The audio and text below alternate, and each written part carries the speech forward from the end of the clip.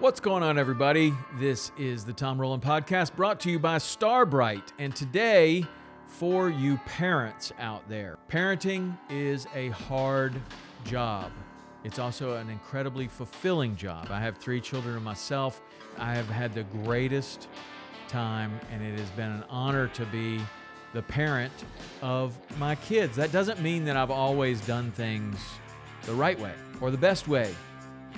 Just kind of fighting through it, man. Just trying to be the best dad I can. Lots of mistakes are made in that process. I came across a gentleman named Kirk Martin, and he has something called the Calm Parenting Podcast and a website called celebratecalm.com. We had a really great conversation that you're about to hear right now, all about perspective in parenting, all about his program, what he talks about, and I think you're really going to find it very good and very useful.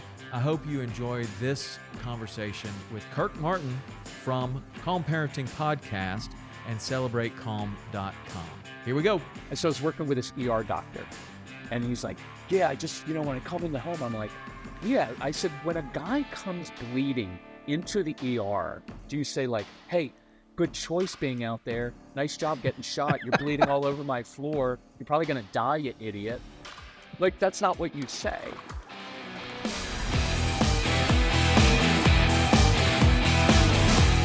Hey, this is Kirk Martin with the Calm Parenting Podcast, and this is the Tom Rowland Podcast. Kirk, welcome to the show. How are you, man?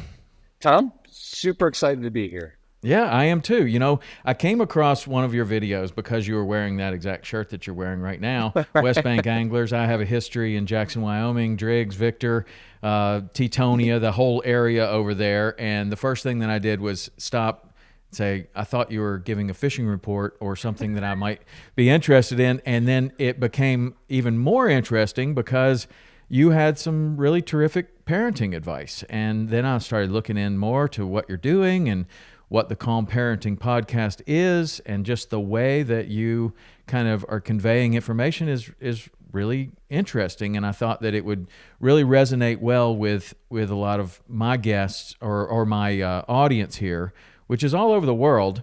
But most of the people that listen to this podcast really value the outdoors, whether that's fishing or hiking or backpacking or something in the outdoors, and value family time. And so I really liked your advice so far of everything that I've heard. So I wanted to get you on and talk a little more. That's awesome. I mean, we moved out here because our son moved out here. We tried to get him to be a beach kid, but he's a mountain kid. And so we kind of followed him. And so that whole thing about families being outdoors, it's just such a fantastic thing. You don't see many people fighting on the trails. Right. Like, yeah, it's pretty awesome. So how did your son find Victor, Driggs, Teutonia area? We were traveling for work a few years ago from the East Coast. And he's like, Dad, let's drive by the Tetons. Because he's like an alpine. He's always been attracted to it. When he was in 3rd grade, he wrote in a diary, I want to live in Yellowstone. And like we didn't even know what Yellowstone was. And you know what? He fell in love with it. Like the first day we came by, he's like, I'm going to live here one day. And I'm like, well, 1, you can't afford to. And 2, like how, and he did whatever all the young people do here, which is lived with like 6 other guys in a crappy little apartment. Yes. And got himself out here. So on the Jackson side or the Victor side? Well, he started on the Jackson side. And then he ended up, before all the prices really blew up, he bought on the what we call the affordable side of the Tetons in Idaho. So, yeah. Well, good Tom, move. You know how he did it? This is kind of a cool. I don't get to share this story. So he used to be a video game kid when he was a teenager, right? Like most of the parents out there, he's sitting in the same hoodie sweatshirt for like 12 straight days and play video games. And I was like, why is he doing this so much? And as I dug in, I'm like, okay, it's brain stimulation. It's a challenge. He's playing Call of Duty 2. He's a strategic kid, all of that. And I was like, well, what else could he do that met those same needs? So I was like, Case, what else do you want to do? And he's like, well, I want to learn how to fly airplanes. And I was like, Good, because I have a fear. I don't like flying. So he had to pick the thing that I hate doing. So I go to this local airport and I find out it's $50 a lesson. And I said, Case, here's the deal. I pay half, you pay half. And he's like, where am I going to get that kind of money? Because he was like 12. And I was like, well, you're not very good at ice hockey, but you could officiate hockey games because you are bossy, you like being in control. And so he ended up reffing hockey games, earning the money to do that. And he's making a lot of money on the weekends, like $350, $400. Wow. He's on this Ferrari form. He used to love cars. And all these guys, these older guys are like, dude, buy Apple stock. So from the age of 12, Casey, every paycheck started buying Apple stock. That became the down payment like 15 years later for his house out here. But wow. It's just a cool story of like what kids can do with a little bit of vision and purpose. Yeah. So that's how he got out here. Yeah. It was well, cool. It's also interesting, and I do want to talk to you about this. Screens are such an important part, and I know I've listened to a couple of your podcasts on screens and things, but screens, like in that situation, they're not all bad. Like he was on this forum, and he learned how to direct that in a very positive manner to learn about stock and then actually take action towards that and make a lot of money that he could actually fulfill his dream of living in Yellowstone, which is exactly what he's done. That's really cool. That's really cool. Yeah. I love that area, Victor and Driggs. I guided on the South Fork of the Snake River, started out over in Jackson for an outfitter called Bressler Outfitters, which then turned into Worldcast Outfitters. And we spent a lot of time over there. I still have a lot of friends in Victor and Driggs. It's a great spot. And you said Tetonia, which I think has the most beautiful view of the Tetons of anywhere on either side of the Tetons. I love that place. Oh, we're out in the middle. Like I'm a city boy, and now I'm out in the middle of all these farms, and we have guns, and we're kind of like homesteading life. So we're lucky. I mean, it's just beautiful out here. So yeah. So what's your background? How do you end up with a parenting podcast and a whole business going with it? So I was originally a corporate marketing guy. So in Chattanooga, I don't know if you know the old company. It used to be Chatham. Oh yeah, and they make like Icy Hot. Yeah, for sure. So I was like the Gold Bond powder guy and Cottonelle bath tissue. And then Casey, our son, came along, and he was a really difficult, tough kid. Like he just came out of the womb with boxing gloves on. And I just tried to change him. He's one of those emotional, strong-willed kids. You can't get him to do anything. And I was like, got to change this kid. And along the way, I discovered I couldn't change him. I had to control myself because I couldn't really control my own emotions. And so I started volunteering in his school because he used to get kicked out of school occasionally because he was just a rough and tumble kid. And I found I was really good at working with these kids who just didn't fit in that well, right? Like they learn by doing. They're very experiential learners. And then I had an idea. I was still in the corporate world, and I thought, why don't we bring all these, like, a lot of the kids were on the spectrum, ADD kids, Asperger's. We brought them into our home. So the whole idea was, rather than bring them into a therapeutic office, which doesn't always work that well with little kids, we used to open up our home. So we called it Legos Camp because all the kids love Legos. And they would come to our house, and we would teach them in the moment how to control your impulses. Social skills are really hard for these kids. And Tom, it was weird. It was just a side passion. People would drop their kids off at our home. Like, I don't have a background. I didn't really even have a good website. I was like, why are you dropping your kids off at my house? Like, this is weird. And, but it grew, and word of mouth, and people were like, oh, our kid is so happy now. Our kid can control himself. Like, what did you do? And so it just snowballed. And then I found myself skipping out of work to do camps at our house. Eventually, I got fired from my job, thankfully. I was working for AOL at the time. And I got fired, and I was like, well, what are we going to do? And so we just did this full time. And we had kids fly in from Europe to come to our camps. I mean, it was a bizarre, it was, well, because, look, these kids, everybody takes them to a therapist, but that makes kids feel like they're being fixed, like something's wrong with you. And it was like, there's nothing wrong with them. They just don't fit in the system. And so if you don't fit in the system, then you need to be fixed. But when we put them in the right atmosphere, these kids, like, I don't know if I'm sure you've been around strong-willed kids and strong-willed people.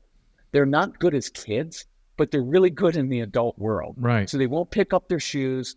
They won't do anything around the house. But Tom, if you were like, hey, I need someone to help me guide this afternoon. Could you get the boat, all the tackle ready? Yeah. They would kill it for you. But if their parents asked them to do anything, they'd be like, no, this is stupid. This is dumb. So it seems as though you're describing me. I figured. That's how I grew up. I was the super strong-willed kid, and then found fishing, which was transformative in my whole life. I don't know. I don't think I ever read a book or finished a book in grammar school or even high school mostly because someone told me that's what I had to do. So I just figured out a way to get through it without ever reading it. And then when I found fishing, I found myself like devouring entire libraries of books on fishing, and even to the point of finishing it and going, I can't believe I just read a book. Like, and no one told me to. What was it like? Can you remember what the initial draw was for fishing? Well, my dad and I fished together growing up, and those were fond memories for sure. But I wanted to fly fish, and I didn't know anyone that knew how. And the only reason I wanted to fly fish is because we used to get Outdoor Life magazines, and occasionally there would be a article on fly fishing. I just thought the fish were really pretty. I thought, it looked really cool to go up into the mountains and do this, and this was a different kind of fishing rod than I'd ever seen before. And I don't even know why I was drawn to it necessarily, but I was drawn to it. And so that led me to find a job in Yellowstone National Park. And I actually, just like your son, wanted to live in Yellowstone National Park. At the time, I didn't know anything about Yellowstone National Park. I had never been to Wyoming, Idaho, or Montana. And I had been to Colorado one time, but I was drawn to fly fishing. I started reading old National Geographic magazines of Fishing Bridge and all these different articles about Yellowstone, because this was long before the internet. That's what I had at my disposal, right? Like we had a whole shelf of National Geographics, and we had a whole shelf of encyclopedias. So, I go to the Y, look it up. Here's a nice article about Yellowstone. It's got a little picture of somebody fly fishing in there. I'm like, that just looks amazing. So I ended up getting a job there at Lake Hotel.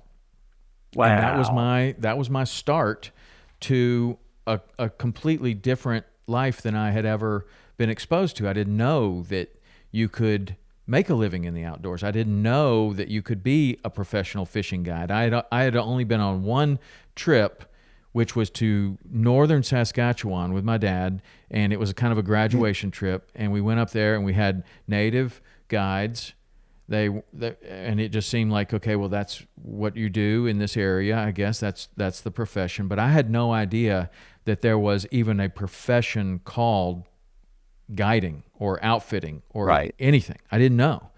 And I went to that after Yellowstone. I went to the Bressler Outfitters Professional Guide School. It was like first or second year of that guide school, and I was just very fortunate to get around some people that taught me a lot. And the draw was, this is amazing. Like, I was a wrestler in high school, and I thought I liked wrestling. I thought I loved wrestling, but I loved this whole process of fishing. Like, I loved that it was in drift boats, and you had to learn how to row the boat. You had to know how to back a trailer. You had to, there was so much to it beyond just catching fish. And I just went all in on every aspect of it. And it was the first time in my life, really, that outside of athletics, that I really threw myself into something and experienced what that felt like. Because in school, I was just looking out the window, and I went to great schools and stuff, but, I was just kind of looking out the window and not interested in anything that was going on in school. couldn't Yeah, imagine that I would make a living doing anything. I didn't see how it right. was even going to be possible. And I think there's a That's lot of kids like that. There's a lot. That's Tom. That's the hardest. One of the hardest things for parents is that there is an established way. You Hmm. go to school, you study, you get good grades, you go to college, and then we have kids like you, like me, like my son, which are like usually really bright kids, right? Like these are bright kids. They're just not academically motivated. And so it freaks the parents out of like, he's so bright. If he would just apply himself, your parents probably were like, look, Tom, if you just apply yourself, man, you're so capable. And it's hard for parents to just say, let's follow our child's passion, because that's from Peter the Great, right? I'm a huge history guy. You look at Peter the Great of Russia. He's rummaging around in the countryside. His dad is the czar, and he discovers a thing called a boat. And they were unknown there because it was a landlocked, basically, country. And he's like, I want to sail a boat. And so when he becomes czar, he builds the city of St. Petersburg was built on a marsh. It was actually built on Swedish land. They were in a war, and Peter the Great was such a, I wish I could swear on this, but he was a bad, you know what, MFer. And he, in the middle of a war, took the land from Sweden and started building a city there so he could sail boats. And so my big thing for parents is you've got to get out of what your vision for your child is and get into like what's their vision and follow those passions. You had this thing of like, I want to fly fish. Mm-hmm. And I'm sure your parents were like, how are you going to feed yourself? Like you're going to catch enough fish to eat? But look how you like dug into that. I think when you were telling that story, it didn't surprise me that it was fly fishing because that was different, right? Like the strong-willed kids don't want to do. Like I can even see with Casey, like I was an athlete growing up. He didn't want to do any of the sports I did. And I think what kids inherently know is I won't be as good as you were, and then you're going to be disappointed. And I don't want to do your sport. So he chose ice hockey, and now he does ski mountaineering. The two things I can't do. So they're right. So they're his. Fly fishing is yours. And that independence and that adventure part that you did of like, you probably weren't even nervous. Like I'm moving out to Yellowstone and your parents said, well, what about this? And you're like, I don't know. I'm just going to move there and I'm going to make it work. And you did, and you created this amazing life for yourself. And so it's just really hard for parents because they're like, but aren't you going to be like an engineer or like a teacher or something stable? And it's just getting comfortable with the fact that my child has a different road and I've got to just follow that. And it's really uncomfortable for parents. Usually it's comfortable. Like you were just excited. And plus you're a young kid. Like you don't need a lot to eat or sleep. You just wanted to be out doing stuff. So you're like the perfect model for like the strong-willed child. Well, I was definitely, my dad didn't call me strong-willed. He called me hard-headed. And that was a very descriptive term. And he was very, very correct about that. I am hard-headed, but that can be a benefit, and it can also be a real negative. What do you think about, like, when you were saying that, about so a lot of parents see their kid and they're like, oh, my son is so smart or so talented or whatever. What do you think about telling them that and having that a message that they're hearing, that they are so smart or they are so talented or they are so physically good at certain things? What do you think about that message and how that fits with a lot of the things that you're teaching? I think it's not like the empty praise kind of things like, you're so smart, therefore you should be studying. It's kind of just recognizing, as I get older, it's just recognizing truth. And so I like in kids helping parents pull out the other traits beyond just like, you're so smart. That's too generic. Hey, you know what I've noticed? You see patterns in life. Because a lot of strong-willed kids and kids on the spectrum, they see patterns in things. I bet you do. I bet part of why you're so good at fishing is you notice things in the water. You notice the way, and I don't know much about fishing, but you will notice patterns in migration of fish and where they settle, and you can't get it from a book. You just notice that. And so I like calling out those, hey, you know what? You see patterns. You have really good critical thinking skills. The reason that you're so good at arguing with me is the same reason you're so good at building with Legos and playing chess or checkers, because you see patterns in things. And that is going to help you one day be, and I can say, an engineer, an architect, a psychologist. And so instead of saying generic, like you're smart, what are those specific qualities? Like even the kids who argue really well, it's because they observe. It's because they've seen the pattern. When I do this, my mom or my dad always reacts with this lecture. And they've already thought it through. And so they're so good at countering that. And so they move their parents around on a chessboard because they know the patterns. So for me, it's more about knowing I've got wisdom as an adult to know I've seen a lot of people in life. And I say, hey, I've seen that trait at a guy who's a great salesperson. Like a lot of our kids, relentless arguers. And are always like, why can't you take no for an answer? And it's like, why don't you turn around and say, you know what, the very fact that you don't take no for an answer will make you a lot of money in life, because you see patterns, you know how to influence people, because parents see it as manipulation, right? Oh, he's manipulative. And I'm like, no, I think he's just good at influencing. And so he can read things and they're smart. So now I can say, you're a born salesperson. You make a lot of money doing that. What if you could sell stuff that you're actually passionate about? You could love life. But most people don't want to train their kids up to be a salesperson or a fishing guide, right? And a lot of that is a little bit of ego on our part of like, oh, I want the nice bumper sticker. My child went to an Ivy League school. Our bumper sticker was our son didn't get suspended this semester. And we were pretty thrilled with that. So That's awesome. That's awesome. Yeah, we didn't have the Ivy League school one, and we're happy to get me through school. Now my kids did much better. So before we get too far into parenting and parenting advice and exactly what you do, we have a little section on this podcast where it's the hot seat questions, and they're just either or kind of quick rapid fire questions. Okay. It'll give us a chance to get to know one another a little bit better, and it'll give the audience a chance to get to know you a little bit better as well. So you ready to go? I'm ready. All right. One thing that you've changed your mind on in the last 2 years.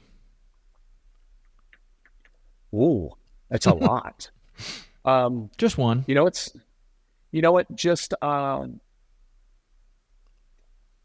Just being out west of how people live. Because when you're on the East Coast, you judge people a lot. And they probably judge people on the East Coast out here. But probably just this way of life, of changing and seeing like, this is really cool. It's very different than what I had imagined it would be. And so in a very good way, it's been a change of mind. But because I'm getting older, Tom, I get older, you change on. I used to tell my dad, I'm like, Dad, you're so moderate on everything. Like, why aren't you? And he's like, because I was in World War II. Like, I've lived life. I've realized everything isn't black and white. But when you're young, that's the better answer. I used to be super black and white. This is right. This is wrong. And as I get older, I realize, man, there's a lot of gray out there.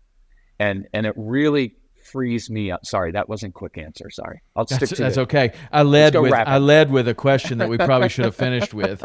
Okay, let's try it. Let's try another one. Would you have a reptile as a pet? Yes. Yes. Have you had a reptile as a pet? As a kid. Okay. One thing you do daily that you can tell makes a difference in your health. Oh, hike and walk. Hike and walk every day. One thing you've learned in the last year that's made you money. Oh, Instagram. Okay. I swore last year I would never do Instagram, and now it's our biggest source of new people, and you including have you, I think. 400,000 followers. It's amazing. You're doing a great job on Instagram. Yes, including me. Yeah. One tool you would choose to take to survive on an island. My brother. Your brother? He would be the tool? Yes, yes, he's brilliant. I would, Tom, on an island, I would last about 3 hours. I would take my oldest brother. He could build anything. Okay, the best tool then. Would you rather drive or fly? Oh, drive. Which is more important, skill set or mindset? Mindset. Chocolate or vanilla? Chocolate. Text or call? Oh, text. Your favorite social media platform, you said, was Instagram, I'm assuming. It is now. Okay. Do you answer every comment or do you never look at them? I answer a lot right now. Would you rather have 1 million now or 10 million later? I'll take 1 million now. Okay. What do you think is the most challenging thing about being a parent? Parental anxiety. Just our anxiety about the child's future messes everything up. Okay. What is the easiest thing about being a parent? There is nothing. Just if you can relax into it, it's just enjoying that you've got this really cool kid. Yes. A movie that makes you laugh. Now we just watched This Is 40. Okay. Destination you'd like to visit. Want to go back to Russia again. Probably Russia? not happening anytime soon. Russia's a fascinating place. Yeah. Nice. Don't like to the fish. don't like the government, but the people and the food are great. So. And the fishing. There's some amazing fishing there. Is there? Yeah, What part? there really is.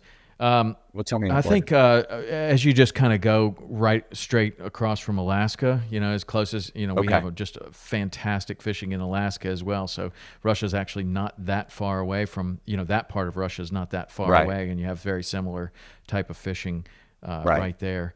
Can you share one quote that you think about often? No. Okay. I'm Is trying there, to think. is there, we'll skip it. Is there a book that you've gifted more than once? Yes, lately. Because all my brothers are older. Falling Upward. It's about second stage of life. When you get Okay. in your 50s. Yeah, it's pretty good. Nice. Maybe I should read that. I'm 55. How do you define leadership? Just leading by example. Okay. And with that, one piece of advice that you live by or you suggest others live by. I think it's the old one of you love your neighbor as yourself. And you can never go wrong with that one. Don't always do it. It's a good one. I like it. Okay. So that definitely gives us a few things to talk about. I found it when you were talking about this summer camp, was it a summer camp or just all year camp? It was at first during the school year, it was weekends. And then it was, then we did dinner camp. So kids would come over on like a Wednesday night and eat dinner with our family just because it was very grounding. And then once I got fired, then it became summer camps.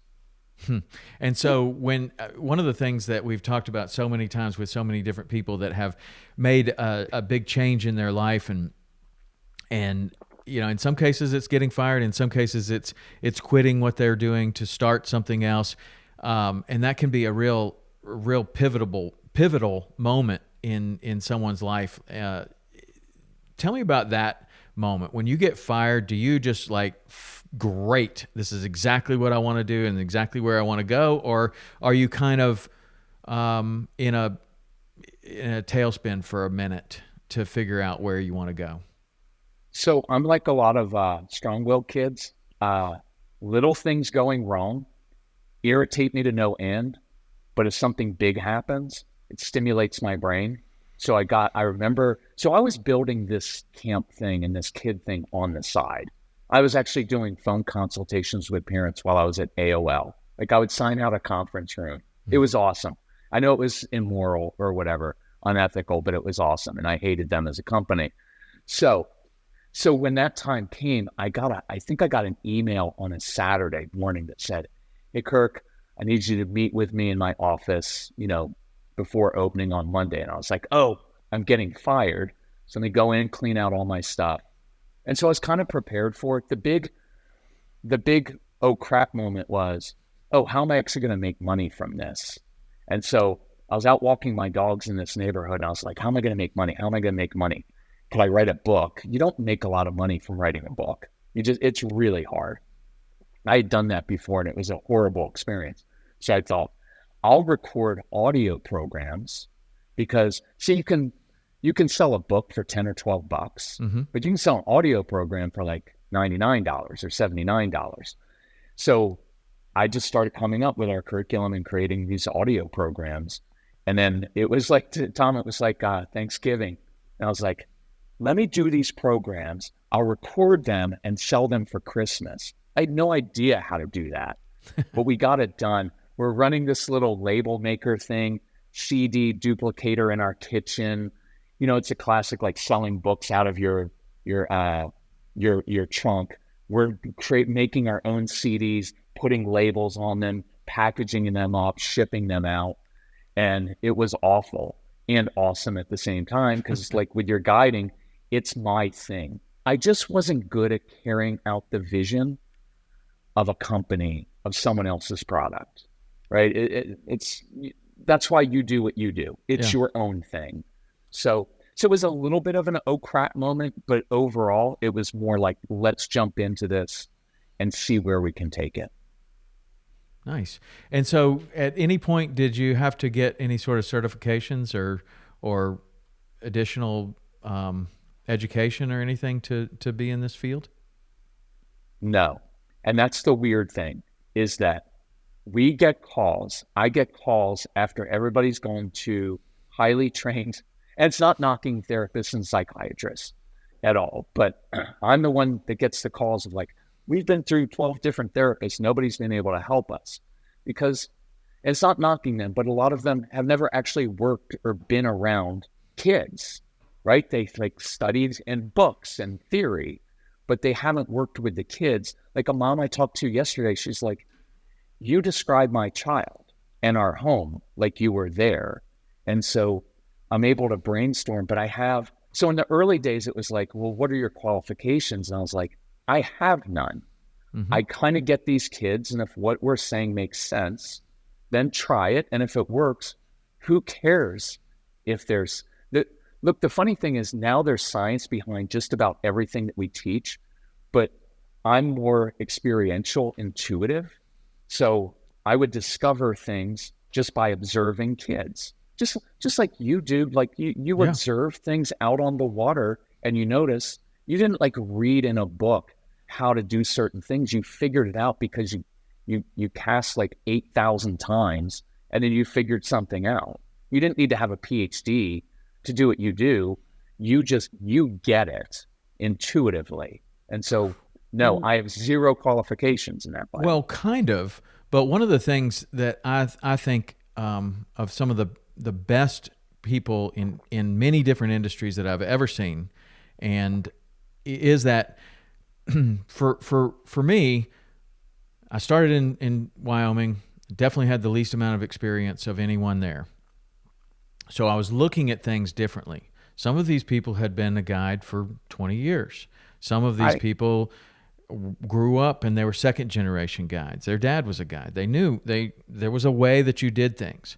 I looked at it with a completely different perspective. I was just trying to gather as much information as I possibly could, and I was looking at things differently. And then my career took me to Key West, Florida, and again, I was the least experienced one in Key West, no doubt about it. And I mean, there were second, third generation guides there, and they were very productive. They did great. They caught fish every time, but I didn't want to do that. I didn't know how to do that, and I was afraid of getting in their way. I was afraid of running aground. I was afraid of embarrassing myself in front of them because I didn't know anything. So I went to places that they didn't go. Like, whether there were fish there or not, I'm just trying to learn how to pole the boat. I'm just trying to learn how to not run aground. Like, I'm trying to just do anything, which now you start noticing little things in weird places that other people don't, because you're just simply trying to stay out of their way.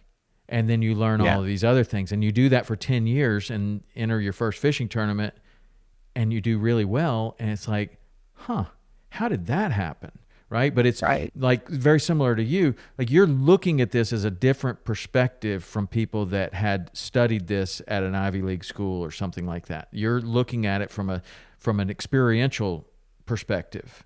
And I think that's really interesting. And it doesn't surprise me that it's been really successful for you, because I think that the perspective is that of a caring parent rather than a therapist, which I'm sure there's some great therapists out there that are very, very successful with what they do as well. But yours is more interesting to me, really, I think, because you don't have the background in that, and that this you kind of went at this like a passion kind of project rather than I don't know what else it would be. Maybe you could be passionate about it going through the school system and getting all the proper education and everything like that. But your path is more interesting, I think, to me, and I think probably to a lot of other people, that you get it. You've already been there.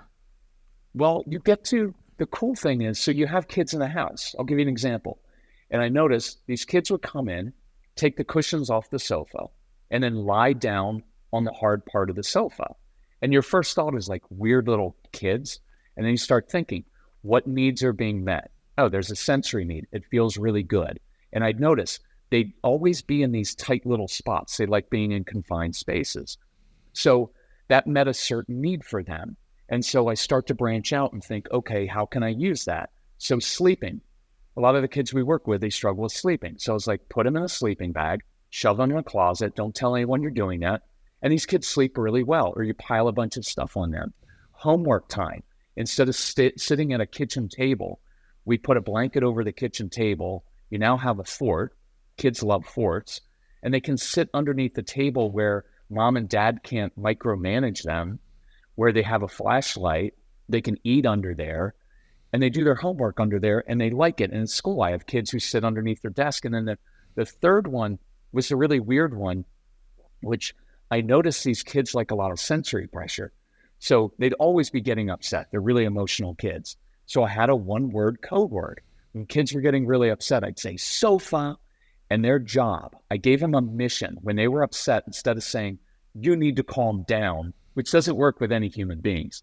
Nobody likes to be told to calm down. I'd say sofa, and they had a mission, because when you're upset, you're out of control. And what I found is, if I gave them something to be in control of, it calmed them down immediately. Like sometimes I'd be like, oh, dude, just remember, I've got a broom in the basement. It's broken. Could you go downstairs and fix that for me? Well, in the process of fixing the broom, they begin to regulate their emotions, and they come up because they're in control of something. So when I said sofa, they had to go in the living room, throw the cushions off the sofa. I would come in, and they would be laying down. I'd put the cushions on top of them, and then I began sitting on top of the cushions. It was weird, but it was instantly calming because, one, it was weird. Two, there was physical pressure. And three, there was no eye contact when they were upset. And so I would sit on top of these cushions. And again, it was done safely. I didn't kill anybody doing it. And then I'd say, dude, what's going on? What were you upset about? And I talked to them in this even matter-of-fact tone, instead of saying, what's wrong? Because when we say like, what's wrong? It's like, what's wrong with you? And I just have a conversation. Well, Billy took my Legos. I'd be like, yeah, I'd be PO'd about that too. I don't like people taking my Legos. So what are you going to do next time? And we would just talk it out. But it was weird and it was different. And so there were thousands of situations where it wasn't in a book. It was just watching their behavior and seeing, oh, I noticed they're playing with their hands in a certain way. Okay, that's comforting to them. Where they start to hum with a vibration feels really good. I would go and research it. I could find the science behind it, but I got to it by just observing. And I think that's what parents find helpful, because they're like, my daughter does that too. And I'm like, oh, good. Okay, so I worked with 1,000 kids that did that. What that tells me is this is what's happening in their brain. So why don't we try doing this instead? And so for parents, it's nice because they can just watch their child's behavior, and then that gives them clues as to what's really going on. And then you come up with solutions pretty easily. Yeah. It seems like a lot of what you're talking about at first, when you first start to listen to a lot of what you're saying, is kind of counterintuitive to what people already thought, or your initial reaction is this way, and you kind of have this skill of looking at it from a different perspective and changing that perspective, which is interesting and obviously very productive in a lot of the ways that you're talking about, like strong-willed kids in a lot of your videos that you've put out on Instagram lately. And it's just like looking at it from a different perspective. Like you're saying, well, this kid is arguing all the time. That doesn't mean that they're a bad kid. It means that they're going to be a great salesman. Like, how do we bring that out? How do we create some sort of positive trait from this Right. this problematic thing? And you seem to just kind of look at it from a different perspective than a lot of people do. And I'm sure that is, well, I don't know. I'll let you answer. But is that from just observation, like you're saying, or like do you try to look at it like this is the way everybody looks at it? Is there another way to look at it? I think it's a mix of both, right? Like I try to challenge myself to say, because as I get older, you realize like what's really going on underneath there. I also don't get shocked that kids misbehave, right? Like parents always can't believe my teenager's talking back. I was like, it would be weird. Like this is a great thing. One of my favorite formulations in my head is, it would be weird if your teenager ever said, Dad, you have so much wisdom. I will do exactly what you tell me to do, right? Like that would be weird. It would be weird if two siblings didn't fight, right? Like that would be, they're up to something. And so it is kind of, it's part of it is I try to get inside the head of a kid, right? Instead of, because if you step out, your parental anxiety is always like, I need to stop this. They're doing something wrong. This is going to lead them to be in jail. They're not going to, all that anxiety. And it's like, no, they're a kid being a kid. And so, like lying, I just did one on lying. Lying is, every parent thinks, well, it's an integrity issue. I'm like, it's not an integrity issue. It's a strong-willed kid who's very impulsive, gets an idea, goes and does it, and then he realizes, oh crap, I shouldn't have done that. There's going to be a consequence. What's the natural outcome? You lie to get out of it. Like that doesn't shock me. So rather than being like, we need to sit down and talk, this is an integrity issue. Now I can't. For me, I switch it around and say sometimes the trust issue is that the child can't trust you to tell you the truth. Because when they have told you the truth, now I overreact. And now I'm like, I can't believe that you would lie to me. Well, now you're just telling the child, I can't handle it, right? It's very Jack Nicholson, right? Like Tom Cruise, like you can't handle the truth. And it's like, you just created more lying in your teenager because when they do tell you something, you lecture and overreact. So I just try to switch it around and tell them the other part is the only thing I can really control is myself. Like, if our family's success is dependent on changing or controlling the behavior of another human, we're in trouble because you found in life, it doesn't work. But if I control my response to that person, that's probably the biggest takeaway for parents to me is stop focusing on so much on what they're doing and focus on your own response to it. Because when you stop reacting to it, you'll see more clearly. And then you'll be able to lead them to be able to problem solve. And I'll give you one more analogy from men. Men in every sphere of life respect other men who stay cool and calm under pressure, right? We don't want the platoon captain saying, oh my gosh, you're shooting at us, right? We don't want a quarterback freaking out. And so for men who are listening, I often say this, take off your dad hat, because the dad hat is, my job is to correct my kids all day long. Like that's a very dad mindset. My job is to discipline my kids. And all you ever do is walk around and say, cut that out. You stink at that. Stop doing that. But if I put on my quarterback hat, now I come into a situation, I'm standing at the line. I'm reading the defense. I'm reading the situation.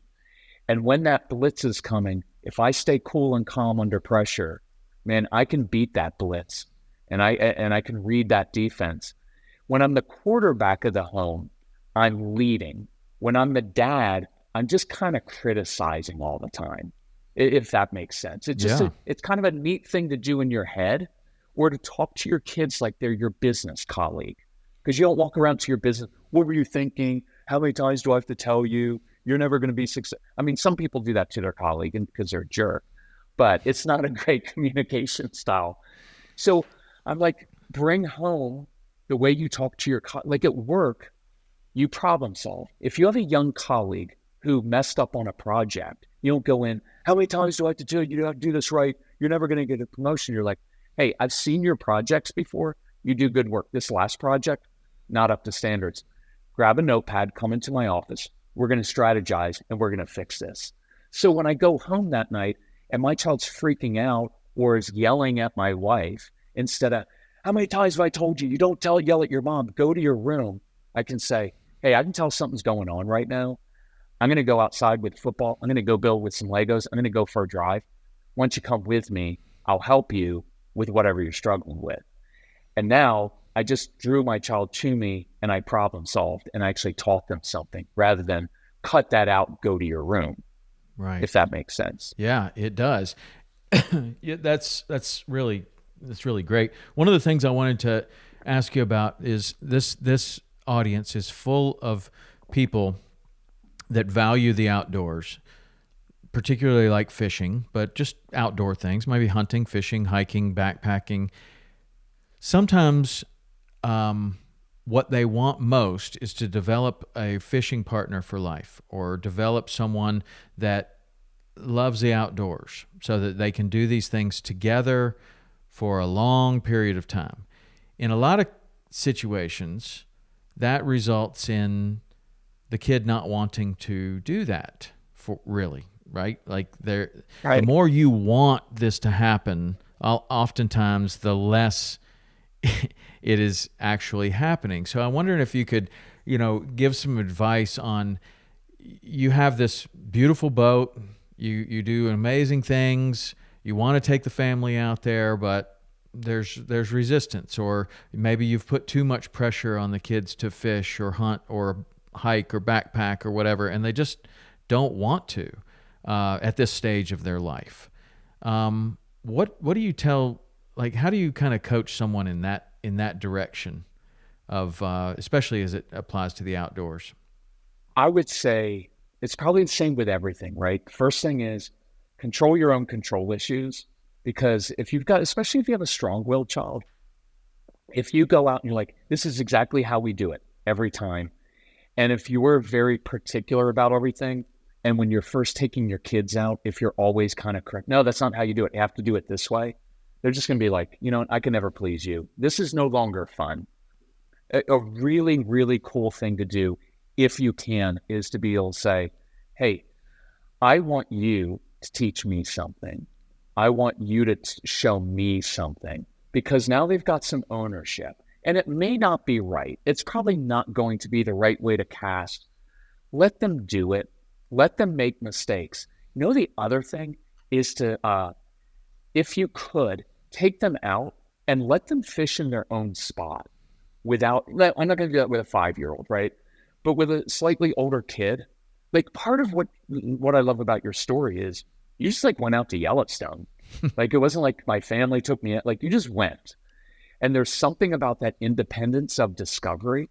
And what I'm picturing in my head is father and son, but it could be father and daughter. If it's a daughter, strong-willed daughter, she's just going to go to a different state and fish by herself. These are really independent kids. But I picture not so much dad and son next to each other. Picture dad here and son way down another spot. And he's not doing it right. And that's okay. Now, don't give him expensive gear so you're going to be all PO'd at him. But let him fish in the rocks or in places where he shouldn't be.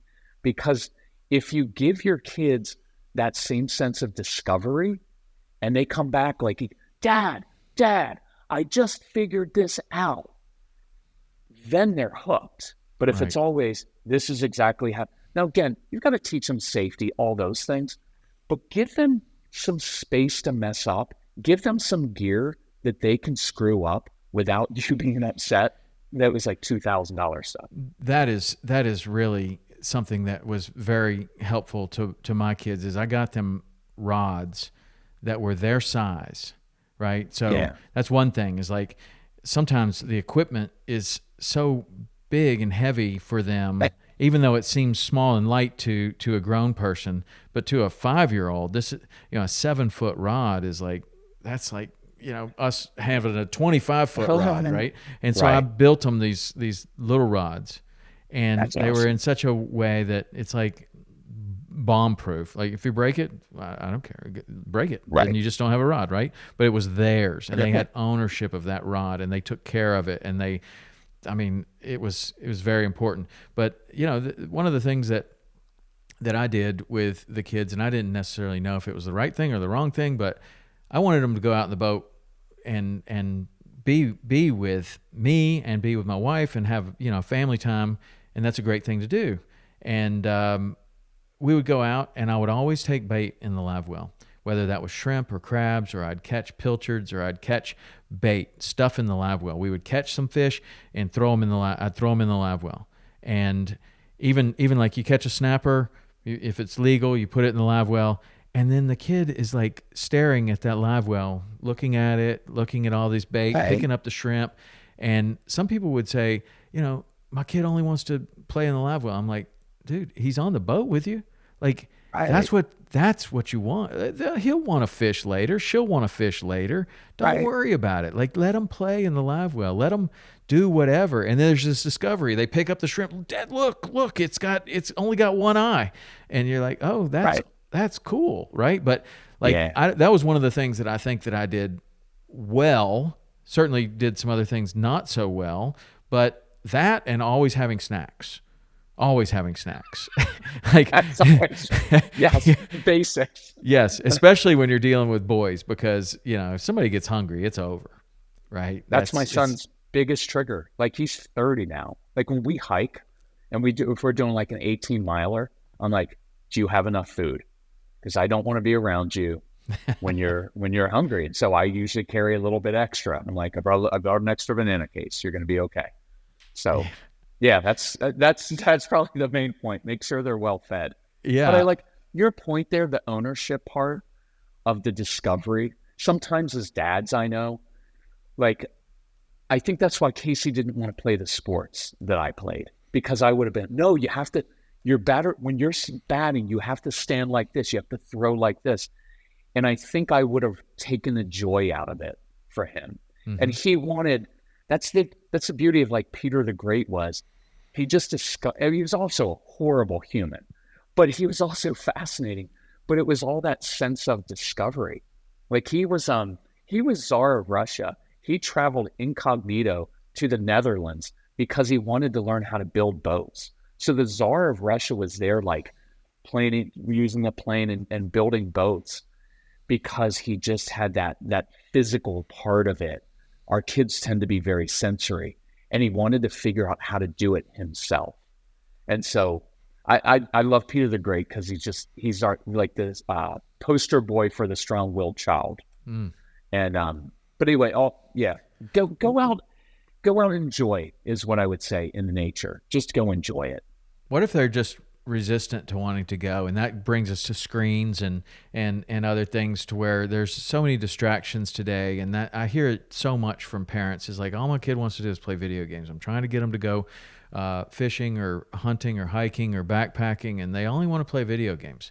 Like, okay, well, the video game is more interesting to them right now, right, for whatever reason. It's got bright colors. It's all this.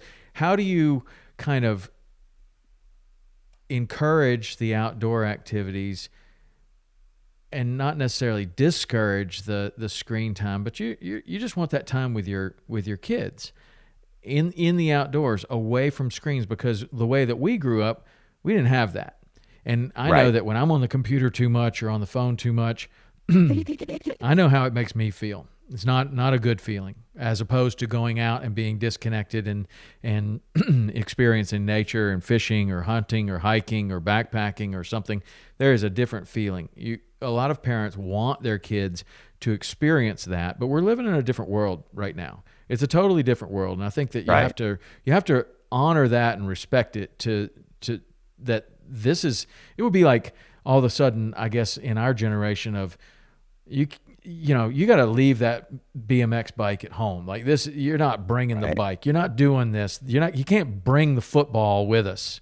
Like, that's kind of what we would be saying to the kids. How do you encourage parents to have understanding of the screens and deal with the screens today? Okay, two things. One is getting kids outside. You have to lead.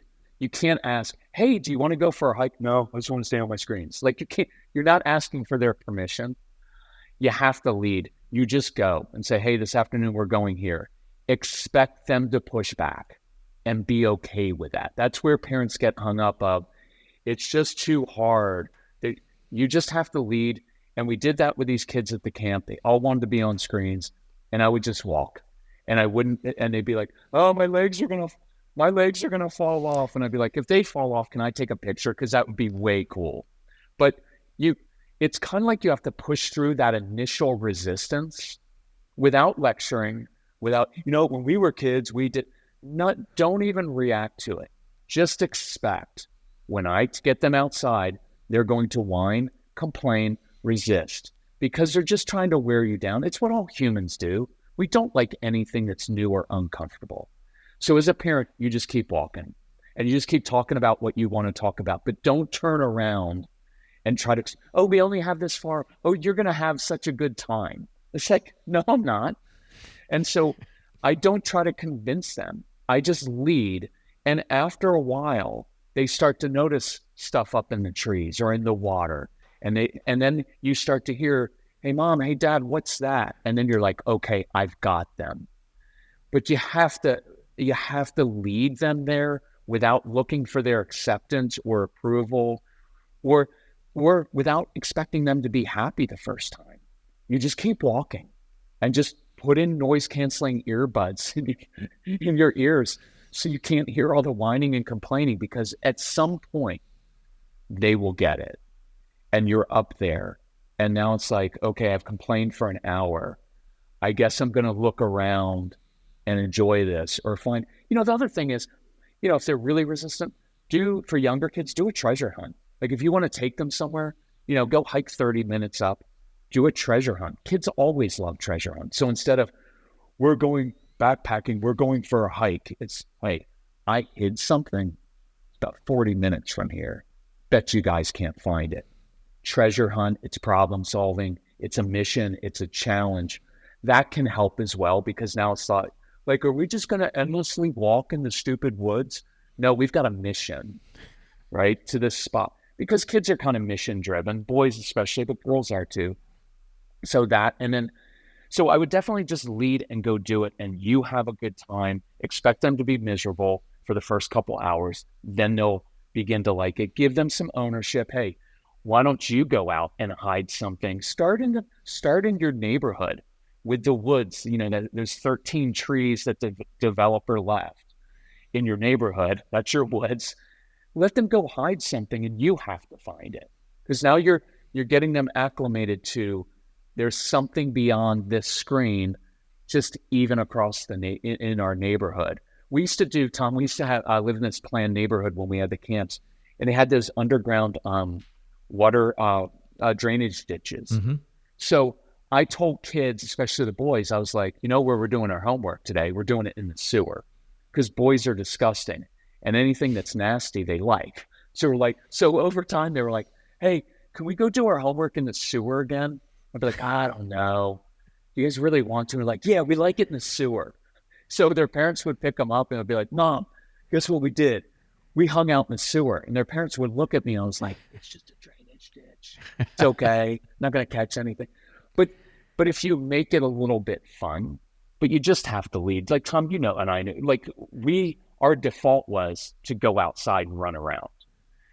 But it was different. So I don't judge today's parents because our parents literally didn't know where we were. Like all summer, we were gone. Right. We came home at dinner time. They didn't even, when I think back, our parents didn't even ask where we were.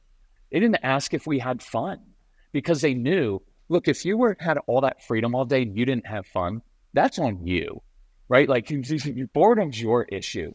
It's different today, but the leading part, and I can do some more on screens if you want, but I didn't want to talk too much in this part. So no, I think that's good. When you do one of those treasure hunts or something, do you just say, hey, we're going to do a treasure hunt and we're going to leave our phones here, or we're going to leave our screens here, or we're going to do something like that, or do you let them take them? I don't know.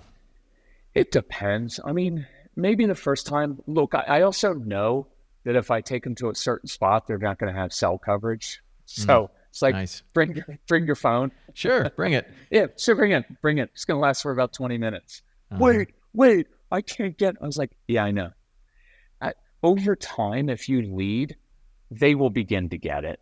But it's that initial resistance part for me that you have to get through. And then once you're out there, like I'm looking up at the mountains now. I mean, you get them up there and there's water and you can throw rocks. Like kids, like let them be kids out there and play war games, right? Like, hey, we're going to go up there and we're going to play war games out in the trees and you guys can hide and you can go in ditches. You can get muddy.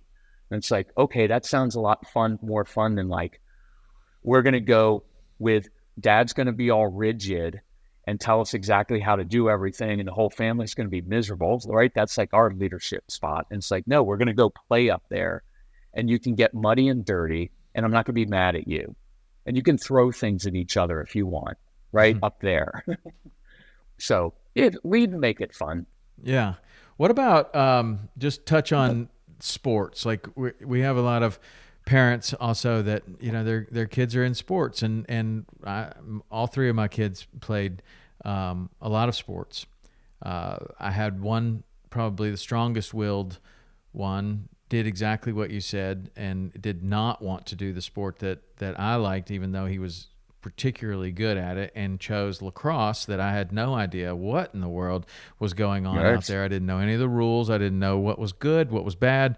I didn't even know what his position was called. He loved that. That's what he wanted more than anything else, was to play that sport. And then he would wrestle, you know, because he was just really good at it, but it wasn't what he wanted to do. A lot of people try to, or certainly through all of the athletics, I saw many parents put way too much pressure on the kid.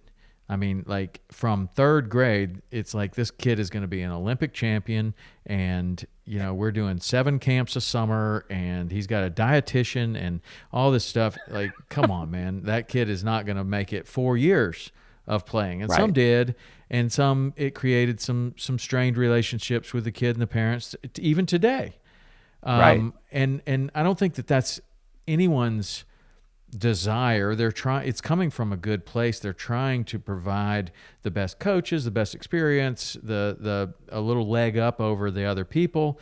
But what ends up happening a lot of times is the kid really, it's a terrible experience for the kid. It's a terrible experience for the parents. What do you suggest as it comes to sports? Like, how do you apply your brand of parenting to sports? I think it's one, following their lead and their passion, right? Like, and I think your son playing lacrosse, he knew you couldn't lecture him about anything. Nothing. And he owned it. And so there wasn't like, hey, when I was a kid, this is what we did. And I know as a dad, I almost ruined hockey for Casey, right? Like I'd have a list when he got off the ice of all the things he didn't do and you didn't back check the right way. And I finally started saying after every game, hey, nice game, Case, fist bump, did you have fun out there? And then later what would happen, he'd say, Dad, I know you have a list. I know there are things I need to work on. What are they? But when he would ask me, now he had a receptive heart and he wanted to get better. But if I pushed it on him, he resisted. If I let him and he let it, then he would work on it harder. I think we've professionalized everything. Like you said, like you've got plyometrics. We're going to do off season. You and I grew up in an era where we literally just played outdoors every day. I grew up in this great neighborhood. It was all Catholic families, so every family had like 6 kids, and there were so many boys. We were the only Protestant family. We had 4. We were the weird ones. But I think that we were actually better athletes without the training than kids today, because I played against Kenny Collins, who was 3 years older than me at basketball, and I had to learn. It wasn't a coach. I had to learn, if I wanted to win, how to use my butt and box out. And I had to play older kids and younger kids, and there were no adults telling us how to do it. We figured it out ourselves. And I think in some ways we were much better natural athletes without all the training, without all the plyometrics, without all the nutrition. We ate horribly. We just got out there and played. And so I just want kids to get out and play and enjoy it. Look, very few of your kids are that good, right? They're good. But like we did hockey. We were in Northern Virginia outside of DC. And people are like, I think my son really has a shot. And I was like, your son has a shot at playing in the lowest league possible for like $8,000 a year. Nobody from DC, you've got to be born with skates on in Minnesota or Buffalo or Canada. And then there's all, like you said, it's just, Tom, that's how I actually changed. I was a freak hockey parent. Like I would be up in the stands because Casey was a big kid, and I'd be doing this, like hit that kid, and then I'd flash a number to him. Like he was supposed to hit this kid. I was so out of control. And then I finally realized I'm a freak. Like everybody in the stands was. And so you let your kids enjoy it. Go out and just play. Now in our world, Tom, the strong-willed kids, most of them are not very good athletes in this sense. They're not always great at team sports. They tend to do individual wrestling, gymnastics. Martial arts are fantastic for the kind of kids we work with. They don't always want to be on a team, but like even lacrosse and hockey are kind of nice because they're very active and very sensory. But baseball was a tough one. Like Casey played soccer. He was a goalie. He would turn around and he was watching like everybody else. And I'll give one more for dads. You've got to control your embarrassment because they're just going to embarrass you on the field. And some of these kids are really emotional. They're going to like flop around. I was working with a dad the other day. His son flops around when he misses his putt. And he's like, what do I do about that? And I was like, act like it's someone else's kid, but not your own. Because otherwise you're going to go grab them and pick them up, hit them with a golf club. So control your own anxiety when your kids are playing sports. And if I gave any advice, it would be, don't say anything. Hey, good game. Did you have fun? And you can have that dad list, 14 things that you need to do better. And they're not going to practice all that hard if you're pushing them to practice. Give them some space. Our phrase is, when we step back, it gives kids space to step up. When I step back from micromanaging and lecturing, like you found with your son in lacrosse, he owns that sport. You have nothing to give him there. And so it's no pressure. You're there. You're like, I don't even know what position you are. I don't know what the strategy is. All I know is you're pretty fast and you scored a couple goals. Fist bump, son. Yeah. And that's perfect, actually. Yeah, that was better experience because when he steps off the wrestling mat, I'm like, your left foot wasn't in the right spot. You didn't hit the move because you didn't hit it. Like you just kind of lollygagged in there. Like nothing positive comes from that. Nothing. And so I'm glad that he had the wisdom of his own to go for lacrosse, but he was really good at it. Now, what about, like, I've shown your videos to a few of my friends, and they're like, man, well, it's too late for that. I wish I had known those kind of things earlier. This morning I showed it to a couple of my friends, and one of my friends was like, man, well, I didn't do that right. I wish I had known that. And so it makes me wonder, like, especially like it seems like Casey is older. How old is he now? He's 31 yesterday. So 31 yesterday, and that is a whole new.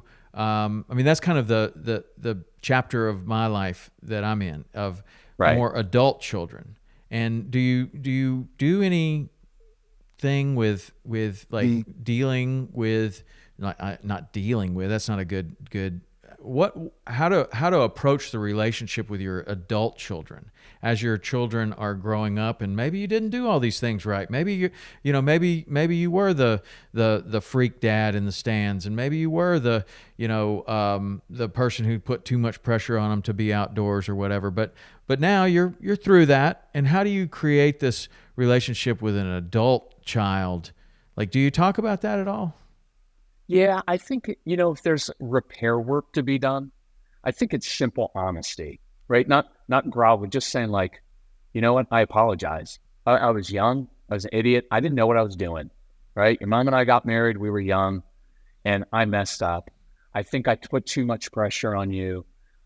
Just own it, right? But not in a long, like sit down, just in a casual conversation of, hey, I'm realizing as I get older, man, I didn't do some things well. And I think I probably sent the message that I was never pleased with you, but it's not true because I'm really proud of you. It's just I was so focused on that. And I apologize for that. Right. Now they're not going to be like, Dad, that means so much to me right then. But I think that's just simple honesty, right? You're just reading the situation. As a young dad, I did it wrong. But what I do want you to know is I am proud of you. And I didn't say that enough when you were young. That will sink in. Don't say it every single time, but I think that's a good start. And then you just change how you do it. Like it's the same principles. Like this is probably maybe a little bit too personal, but I share it anyway. It's not that personal, but for a while, Casey and his fiance, they were like, we don't want to have kids because Casey grew up in a home where we always had like the most difficult kids possible. So He's like, why would I want to have that? And his fiance, you know how it works out here to make a living out here. She was like kind of a nanny. Mm-hmm. And so you know what that's like. And so her experience was awful. And they were like, we don't want to have kids. And I wanted to lecture them like, you got to give me grandkids. Come on. I had you young, got lots of energy. And I back off. And I've learned I back off. And last night they were like, hey, we've come up with names. If we have a boy and we have a girl. And I still don't jump on it. Like, when are you going to try? When are you going to start?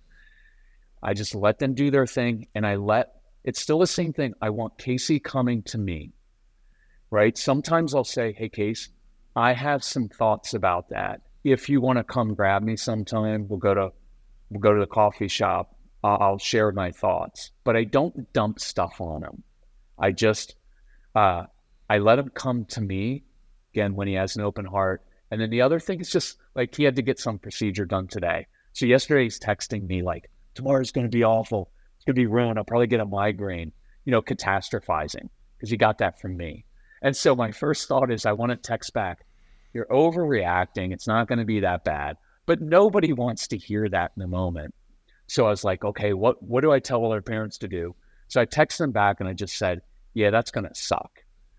And after I did that, then he came back with, well, I'll just hydrate. I'll prepare this. I'll be okay. If it was me telling him he'd be okay, he would have rejected it. But I simply acknowledged it's going to suck. And then he came up with a solution. So same basic relationship stuff. But I love him being older now. I don't have to parent him. Like we hike all the time together and it's cool. Yeah. But it's a strange place. I mean, I find it a strange place is there's a point at which, like you mentioned it earlier, a parent says, well, I'm not the child's friend. I'm their parent. And there's a difference. Right. And right. I agree with that to an extent. But, then when they grow up, there is a period of time where you're like, okay, well, maybe now I want to be more of a friend than a parent. They don't need me as the parent anymore. They've done a fine job on their own. And now right. I really enjoy being around my children, and I want that relationship to transform into something different. Like not a right. parent-child relationship, but more of a, friend. I'm your older friend that has a little more experience than you. Happy to right. share it with you, but I don't want to push it on you, right? Right. But let's just go fishing together because we love doing that, or elk hunting or hiking or backpacking or whatever. Right. And that's a place that it's weird Yeah. because when do you do that? Some people try to do it a little too early. Some people try to do it a little too late. Some people don't try to do it at all. Like some people just stay on that. Well, my job is to parent and not be a friend. And I don't know that that's the best relationship either. But I guess I don't know even what I'm asking, but it is a strange place for parents that to watch their children grow into an adult and wonder when do you continue the parenting and when do you not?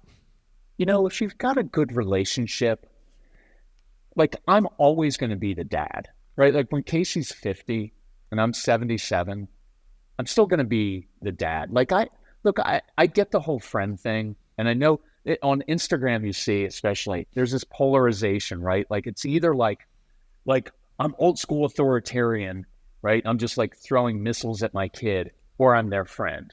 And there's a middle ground. And like with Casey and I, we developed a lot of the same interests. And so throughout his later teen years, we would travel together. He was traveling with me for my work. We go to blues clubs late at night in Chicago. Well, in that case, I'm still his dad, but we're also kind of not friends, but in a way, like he was into Dave Matthews. So one summer we followed Dave Matthews around. We were the only ones who weren't getting high, but we followed around and it's like, that's kind of a father-son thing. And even today, like when we go on hikes, he's 31, so he's older. But there's always a dad element there. But it is, I would say enjoy it. If you have that relationship, if your child wants to spend time with you, go spend time. They're always going to know that your dad, I'll even say that some of Casey's friends are in their early 30s. I got a place out here a few years ago. And he brought all of his buddies out, and it was like the dad and like he and his 4 buddies. And we go hiking, total guy stuff, giving each other crap like all day long. And we have I got invited to his best friend's wedding in Texas as the dad. And I love that, but I'm still kind of the dad of the group. You can still always provide a little bit of that like dad thing when it's necessary of like, hey, you got to cut that crap out. And it's like, okay, right? Like sometimes I talk to Casey and I'll say, hey, I'm talking to you now because he works with me. Sometimes I'll say, I'm talking to you as your boss, not your dad, because it's and I'm like, what you've been doing lately with that, cut that crap out. That's not working. And it happens twice a year. And he's like, got it, Dad, got it. I said, I'm your boss right now, so I'm going to crush you. But my dad mode is a little bit different. So anyway, I say enjoy it. Enjoy that. You and I are getting old. You're 55, I'm 58. Like, you did all the hard work to get to this point.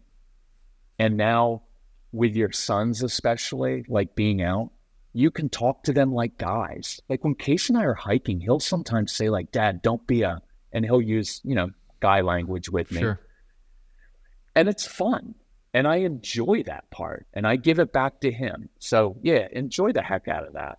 I like it. The last thing I want to touch on is that it also seemed like, and I haven't looked into this, but it seemed like you had some programs for marriage. And so a lot of your advice and your perspective really connects, especially with guys, I think, because of the way that you just tell it like straight out, like this is you're not being a good dad, you're being this way. And if you would just talk to the kid this way, I don't know. I started thinking, I heard something on one of your videos that you did have some kind of program for marriage, and I wondered if it was from the same perspective and you just talk to guys like, well, this is the problem. Seems like you're doing this, because that is the way that guys like to talk to one another. And yeah, do you have programs on marriage? Yeah, there's a marriage program. I think that's the reason guys like it. Because I know, like when I went to marriage therapy, it's a therapist and my wife teaming up on me. That's what it feels like. They're talking all this therapy language, and I'm like, I don't even know what you're talking about. right? But when it's like, oh, I just don't feel like we connect emotionally. I was like, what does that even mean? And so putting it in like guy terms of like, hey, when you come home from work, put your phone down, give your wife like 3.5 minutes of eye contact. Like listen, like listen to what she says without formulating your response in your brain when she's halfway through. Because most of us do that, right? Like, oh, I've got to counter her point here. I've got to show her the Or fix logic it. or fix it. Yeah. One of the easiest things is I walk in, 4.5 minutes, 3.5 minutes of eye contact. I listen and I'm like, yeah, I'd be frustrated too. You need me to do anything about that? Nope. Just listen and not fix it. It's one of my favorite guy tools is walk into any situation in your home and sit down and just observe it and don't fix it. And usually the situation will fix itself, or by controlling yourself, because usually when we try to fix things, we escalate and make it worse. So for the next week, literally just walk into a room with two siblings fighting and sit down and just like eat some popcorn or have a drink. And just then they're going to look at you like, why aren't you yelling at us? Well, I want you guys to figure out how to deal with your sibling stuff. This isn't my issue, right? I've got my own stuff to worry about. You two are the ones who are fighting. Why don't you two fix it? If you want me to give you some tips, I can. But otherwise, and it's so cool when you stop trying to control everybody else, like stop trying to control your wife's moods, it gets better. It's when you try to fix, so I just do nothing sometimes. And it's such a cool thing, except I ask questions.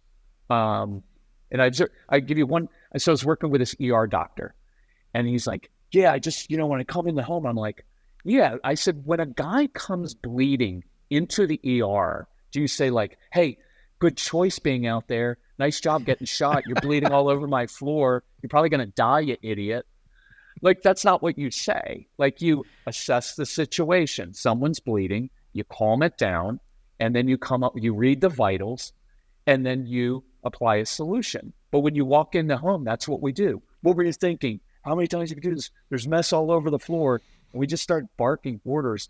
So usually with guys, my advice is just treat kids at home like you would treat someone at the office, because we problem solve there. Be the quarterback, not the dad who has to correct and fix. It's a really cool process. And then your kids will actually listen to you more when you're in control of yourself, rather than just like, when's dad going to be done with his spouting? Because that's a lot of homes. It's like one of the latest podcasts was called Wives Coddle Their Husbands, because the common thing is, honey, you're just coddling our child. You're too soft. And the truth is, some of us get so out of control and so emotional in the home. Our wife is actually managing our emotions for us, right? They're like, hey, kids, pick up the toys. Dad doesn't like it when there's a mess on the floor. And now your wife's picking up freaking toys off the floor because you can't handle it. And then that's when the respect goes out the door. And then that's when the sex stops. And I always mention sex because guys want sex. And the quickest way to get more sex in your home is to start de-escalating situations so your wife doesn't have to walk around ask her this. Do you walk around managing the temperature of the home all the time?